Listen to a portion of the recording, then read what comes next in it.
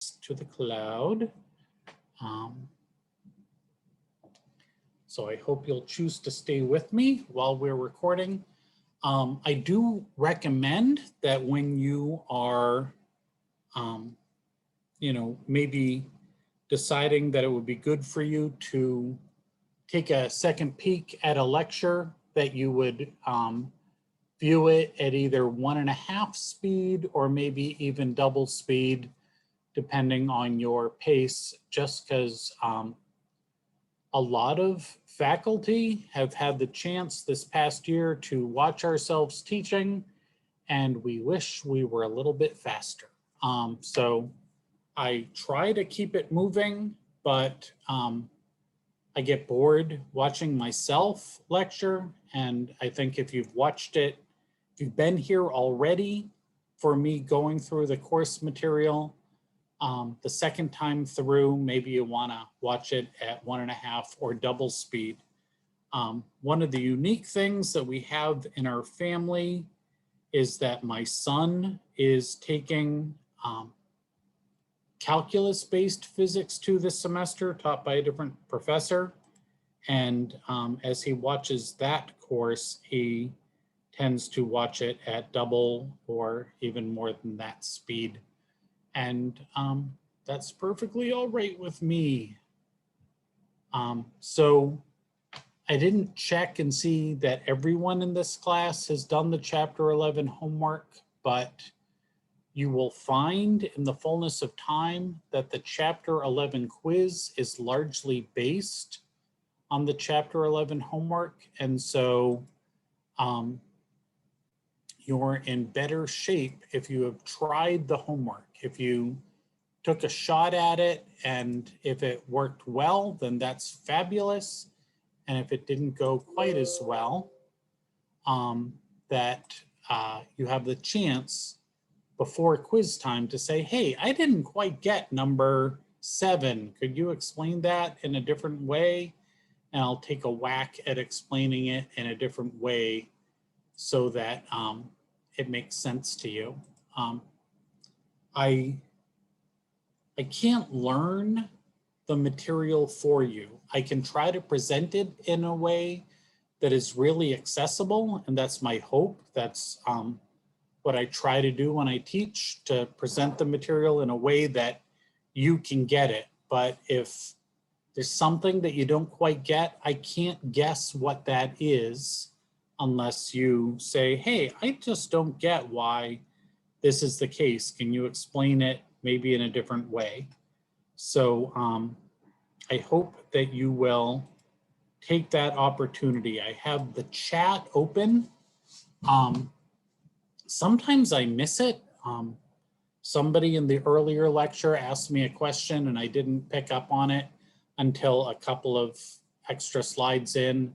So if you ask a question, I'll try to notice, but if I don't notice, you can unmute yourself and say, hey, I asked a question and you didn't seem to notice it. I have 3 different screens up, one where I'm just watching what I'm doing so that I don't have the PowerPoint up, I think, but it's not really up for you.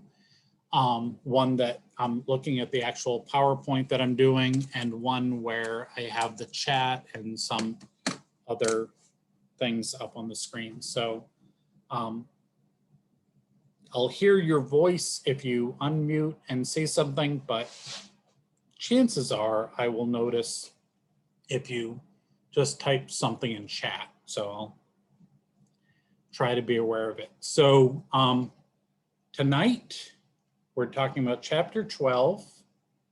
And then after Chapter 12, I'll say, hey, do you have any questions? And those questions will be on Chapter 11 homework.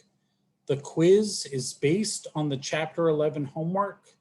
It's not identical questions, but some of them are very similar to Chapter 11 homework questions. Some of them are identical, but with different numbers. So there's no point in trying to memorize the answers. When you take the quiz tonight, I'm asking you to do it using the data sheet that I provide and your calculator. Got Gotta get my calculator and your calculator. When you're done taking the quiz tonight, you can choose to take it again right away, or you can wait a little while. You can take the quiz a second time.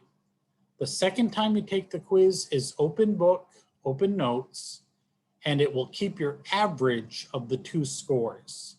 So if you get 100% on tonight's quiz, don't bother taking it again. But if you get something less than 100% and you're like, oh, I wish I remembered this thing on question number 4, you can take the quiz again and get number 4 right as well, and it will keep your average of the two scores. Also, I will award partial credit. If you were in a classroom with me and I handed you a piece of paper to take the quiz, there would be space to show your work. I really want to see your work. One of the problems with the Canvas quizzes is that your work, you're doing your work on a piece of paper and then you're reporting a number on the quiz. So I encourage you to do your work on a piece of paper, take a picture of it, or if you prefer, you can just type in after each question what your process was. Oh, I decided that this thing was mass divided by the area, and this is how I computed the area, and you would document your work. So you can either do it on a piece of paper or just type it into the box. If you do it on a piece of paper, take a picture of it and upload it.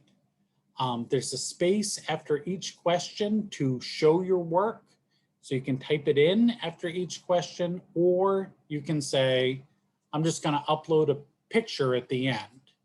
And some students have no problem whatsoever uploading a picture. Other students do. So if you have a problem uploading the picture, you can email it to me through Canvas or send it to my salemstate.edu email account, and I will take that into consideration when I'm grading your quiz.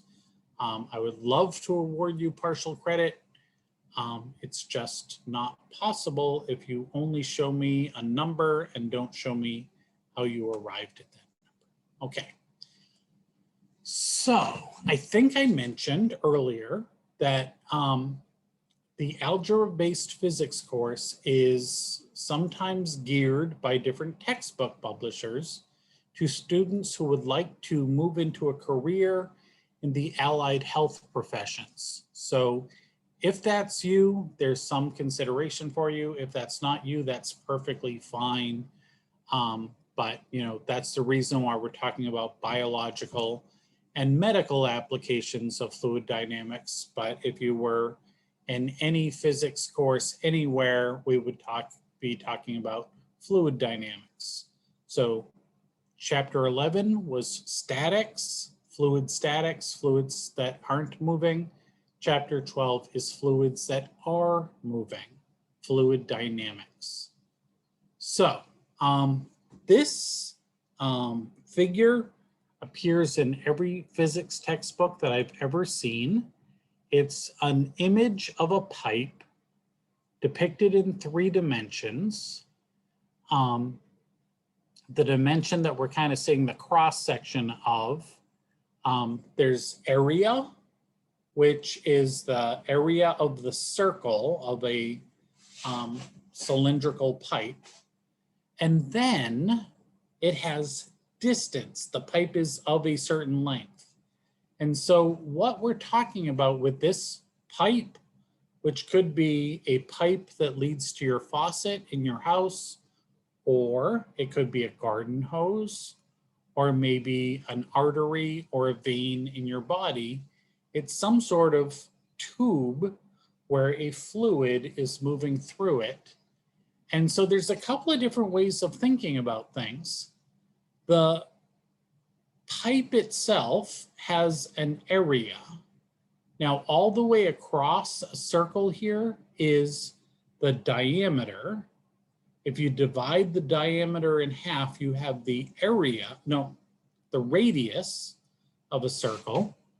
And then pi r squared is the area of that circle. So pi r squared is in, for physics land, square meters. And then if you have a certain distance along that area, the area times the length is the volume. There's a certain volume of fluid depicted here in red. So what we talk about when we're talking about fluid moving through a pipe or through a garden hose or through a vein or an artery is the flow rate. And so the flow rate would either be the volume flow rate, flows 2 gallons every minute, and that would be some sort of volume flow rate, or we might talk about a mass flow rate. The mass flow rate would be just figuring out the total mass of the fluid that flows through every minute or every 30 seconds or every second, whatever the units would be. So here we have a case where area and distance is going to be volume. So Q, the flow rate, is the volume divided by unit time. And then there's a clever thing that you can do in physics. Since volume is area times distance, and velocity is distance divided by time, you could just say that the flow rate is the area of the pipe times the velocity of the fluid, the distance divided by time. And so that can come in handy with some of our calculations. Part of what we're doing as we're talking about this material is kind of prepping you. You may be planning to take the medical college admissions test, the MCAT.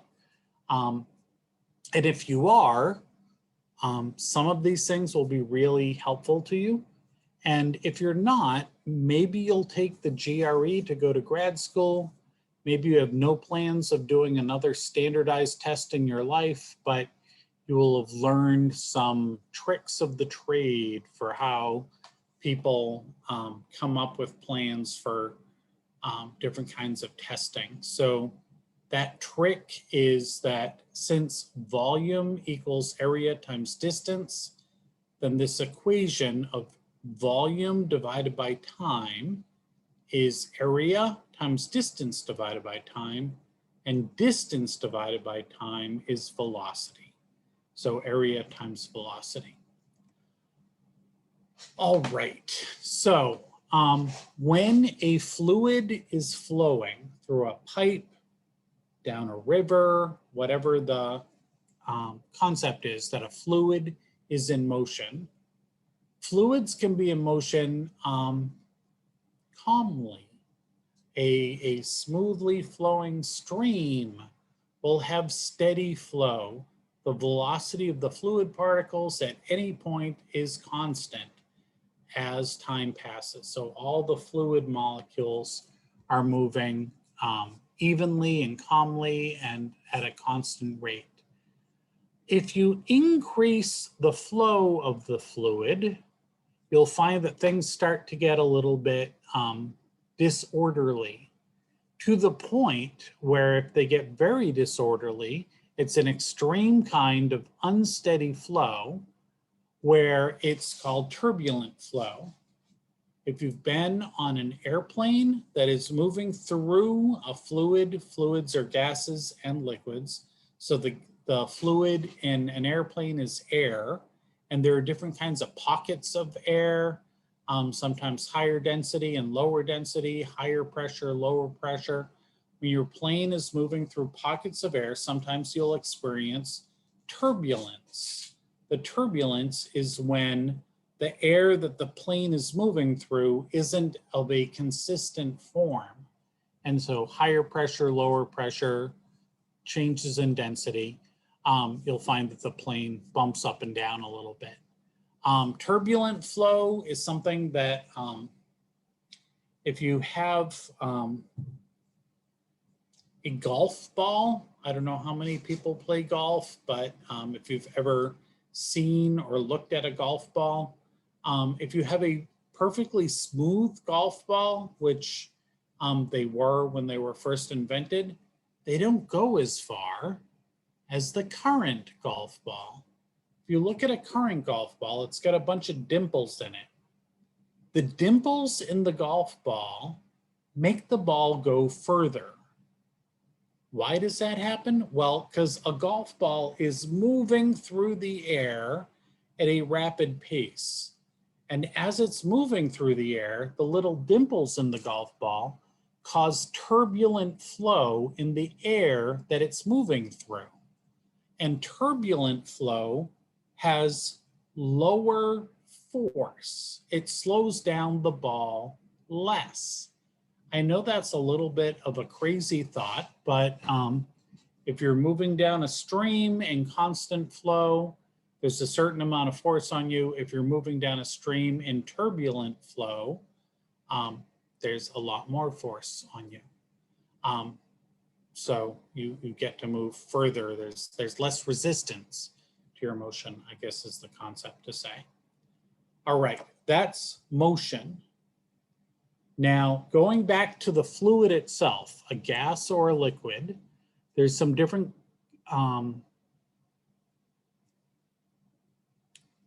qualities of fluids. And so eventually we're going to build up our idea here to ideal gases, which you've probably heard about. But right now we're going to talk about ideal fluids. Some fluids are compressible. You don't normally think of them that way, but most of the air that we breathe is made up of nitrogen.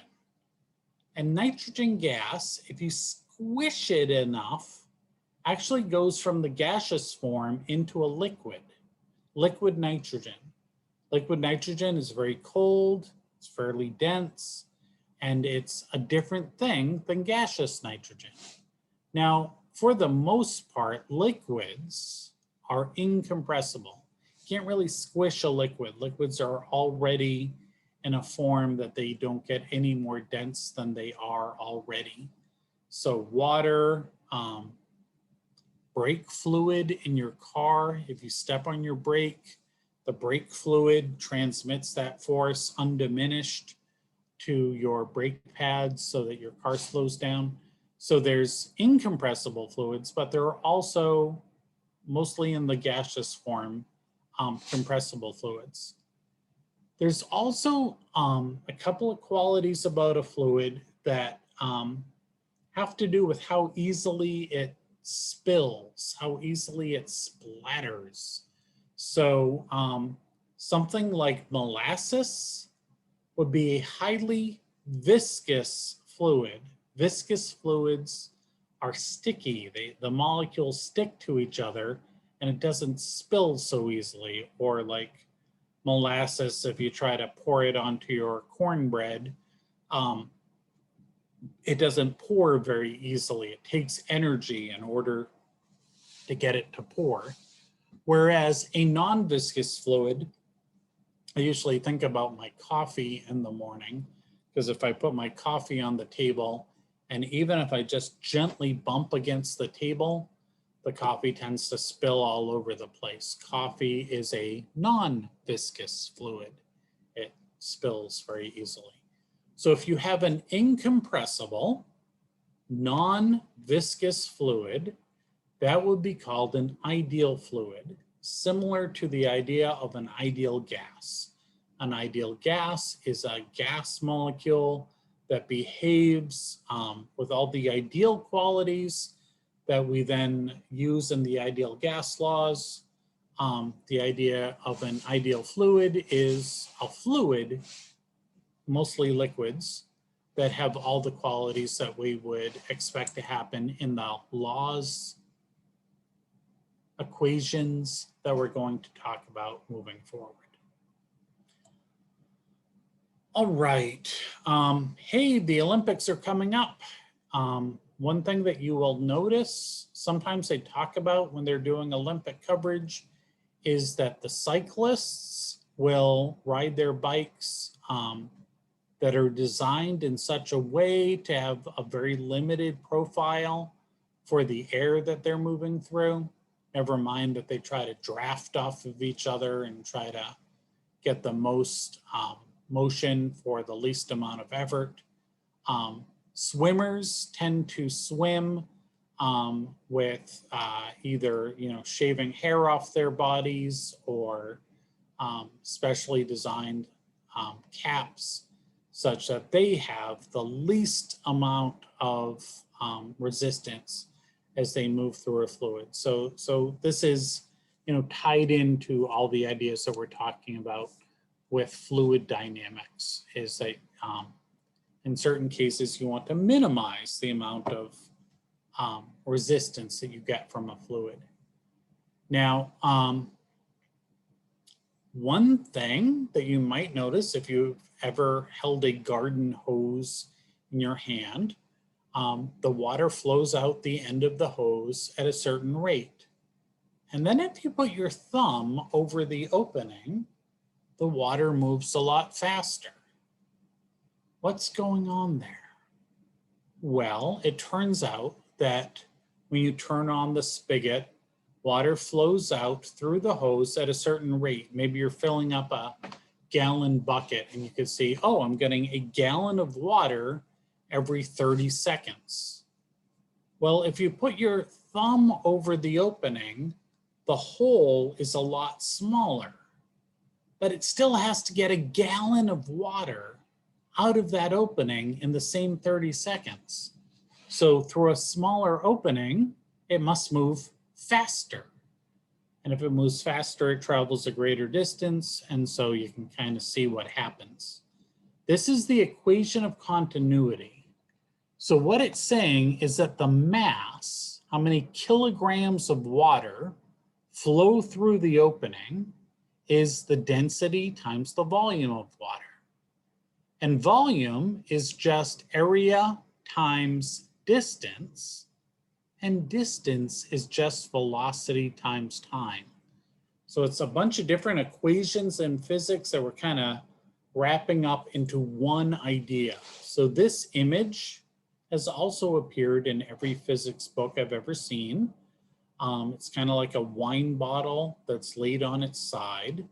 You have a region of large area and a region of small area. You can kind of think of this if you're driving down the highway and there's 4 lanes open here, and then for whatever reason, road work, repairing a bridge, whatever they're doing, they close it all down to 1 lane.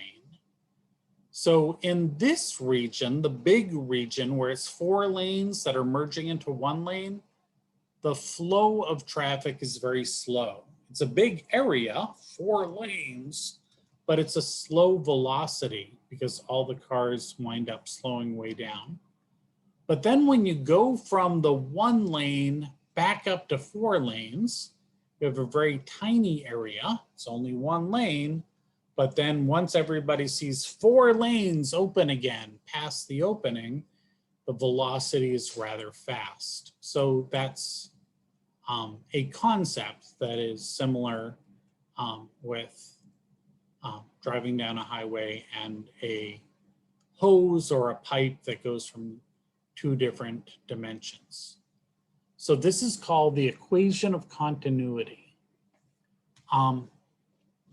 It will make a difference if the density of the fluid changes. Typically that doesn't for a liquid. So density 1 times area 1 times velocity 1 equals density 2, area 2 times velocity 2. But in reality, for an incompressible fluid, if you're talking about a liquid, water going through a garden hose, since the density doesn't change, it's really just area 1, velocity 1 times area 2, velocity 2. So in really simple terms, if you put your thumb over the end of the garden hose and reduce the area by half, then the velocity will double. The other point here is that the volume flow rate is going to be Q, is just standing for flow rate, either mass flow rate or volume flow rate. but it's the area times the velocity. And in this case, it would be a volume flow rate. Okay, so there's the garden hose example. So if it has an unobstructed opening, you can find how much volume fills a bucket in 30 seconds, and that will give you a flow rate. Therefore, if you change the area, reducing it by half, then you will find that the flow rate will double. So we can figure out the flow rate. Q is volume divided by time. So the volume is the 8 times 10 to the negative third divided by the 30 seconds. And then the area was given to us. And then if we want to figure out the second velocity, if we reduce the size of the opening by half, then we're going to increase the speed of the velocity of the fluid by double. It will increase by 2 times. Okay, so there's that deal. When a fluid goes from a high area to a small area. There's also the case where a fluid goes from ground level or even below ground level to higher. So any house or apartment, the water comes in the basement with a certain amount of water pressure, but then people that live on the second story or the third or the fifth or the 10th story would tend to get lower and lower water pressure. There's ways of mitigating against that, but that's typically what happens because you are essentially lifting up the molecules of water from ground level up to whatever height the spigot is at. So this is tied into stuff that we would have seen in Physics 1, where the work that is done on each individual molecule of water, the non-conservative work, is kinetic energy plus gravitational potential energy at the bottom, at the top, and minus the kinetic energy plus gravitational potential energy at the bottom. So there's that. Okay, so that leads us to a place where we're talking about not only the velocity and the gravitational potential energy, but of the actual pressure that is acting on the water molecules. Remember, pressure equals force over area. So force equals pressure times area. So we have an understanding of what forces are acting on the water molecules. And so Bernoulli's equation is an equation that accounts for everything. Now, if you have one equation with one unknown, that's a typical physics problem. That's a problem where you can solve for the answer because you have one equation and one unknown and you just want to solve for that unknown. Sometimes you have one equation with two unknowns, and that's a little bit harder to solve. And then this equation kind of leaves open the possibility that you would have one equation with three unknowns, and that's total madness. So I will just tell you now that whenever you encounter Bernoulli's equation, you'll typically have one of the variables be able to be canceled out. So maybe we'll have a case where the pressure on either side is the same. So that whole term disappears. You just have two terms. Maybe the height will stay the same, and so that term disappears. So there's certain cases where you're going to use Bernoulli's equation, but it simplifies. So just be on the lookout for that. I've never really noticed this myself driving down the highway, but supposedly if you're driving down the highway, you will notice that the tarp that is covering a truck will kind of spontaneously float up into the air. So maybe keep your eye out for that. The idea here is the same idea that goes for the shape of an airplane wing, that with Bernoulli's equation, if you have high velocity, you have relatively low pressure. If you have low velocity, you have relatively high pressure. So the tarp on top of a truck, if it's moving fast down the road, the air that comes over the top is at high velocity, which is low pressure, and the air that's trapped underneath is low velocity, so it has high pressure, and so the tarp billows up. The shape of an airplane wing is designed such that the path for the air underneath the wing is a short path, therefore a lower velocity than the same amount of air that has to travel the whole path over the wing. So the air that travels over the wing has a higher velocity, therefore a lower pressure. And so there's this thing called dynamic lift that wants to have the airplane wings going up if the plane is going fast through the air. We can save that. If you play any sport with a ball, baseball, softball, wiffle ball, if you throw the ball with a certain spin on it, some of the spin is going against the flow of the air molecules that it's passing through. Some of it's going with the flow of the air molecules. Therefore, you have a region of higher pressure and a region of lower pressure. And if you have those two things, you'll have some kind of deflection force.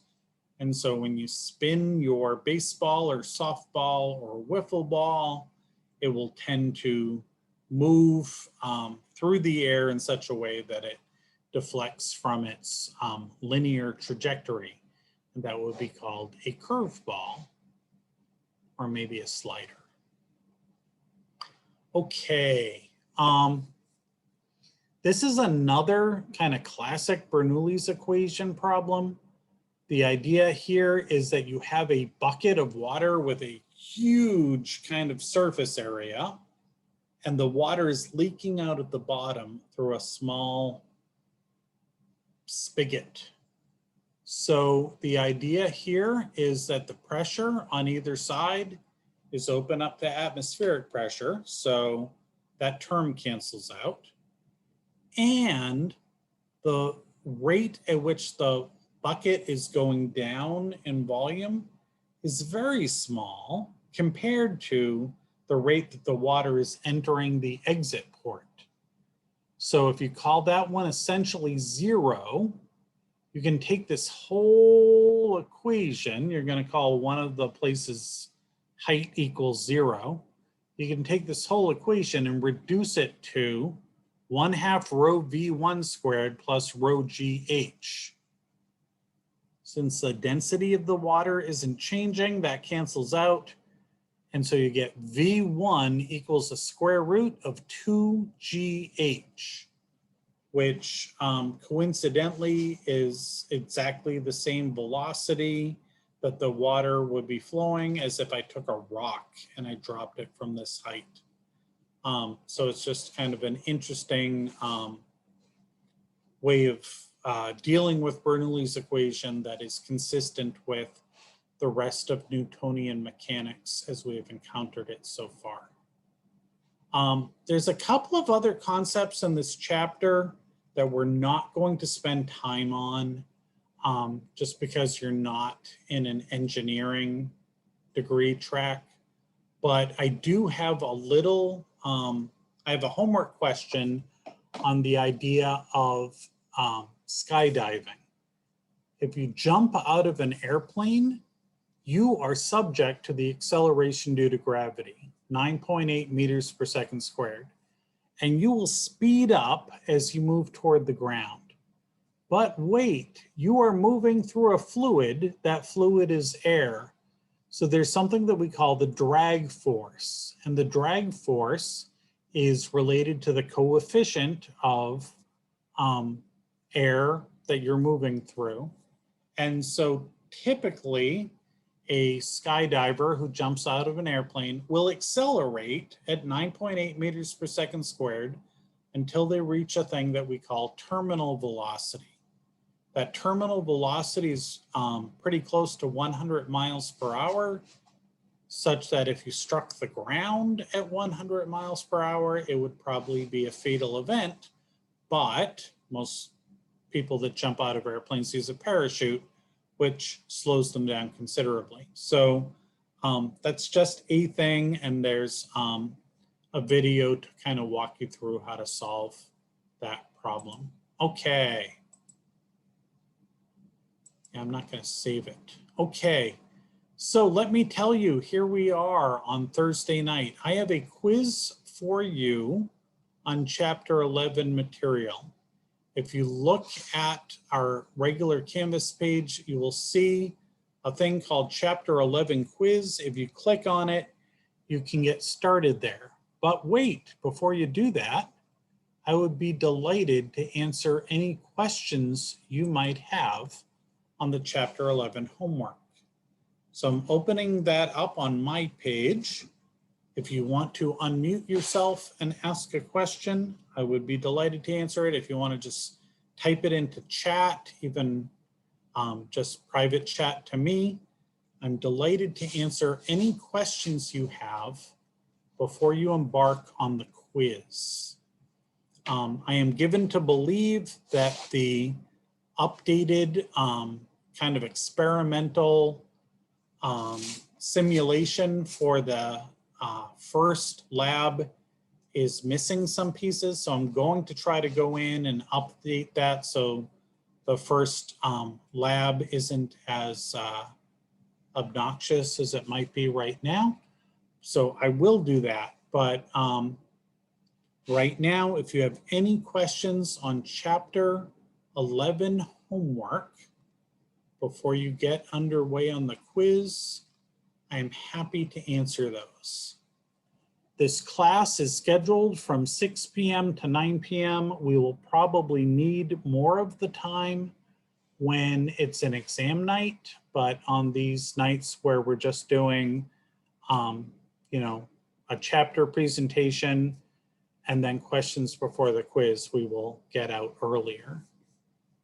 So if you have any questions before the quiz, I am delighted to answer them. If you do not have questions, you are welcome to just get underway taking the quiz, and I will shut off my video and audio, but I will be here on Zoom chat to kind of clarify any questions if you have any. So any questions before the quiz?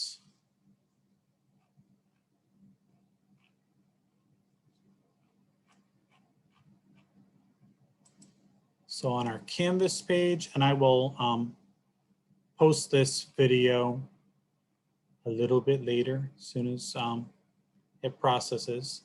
So if you click on the Chapter 11 quiz on our Canvas page, you will be given the equations that you need to answer the quiz. And then after each question, there's a little space to describe your reasoning for your answer. You can do that typing it out for each question, or you can just upload an image emailed to me or embedded in the quiz for me to see. Okay. Can we, I'm sorry, Yeah. Can we upload a PDF Yes, you on can. Canvas? Okay. Yep. Thank You should be able to. If you have problems doing that, you can just email it to me. All right, good luck, have fun. I'm here if you need me, and I'll see you next week.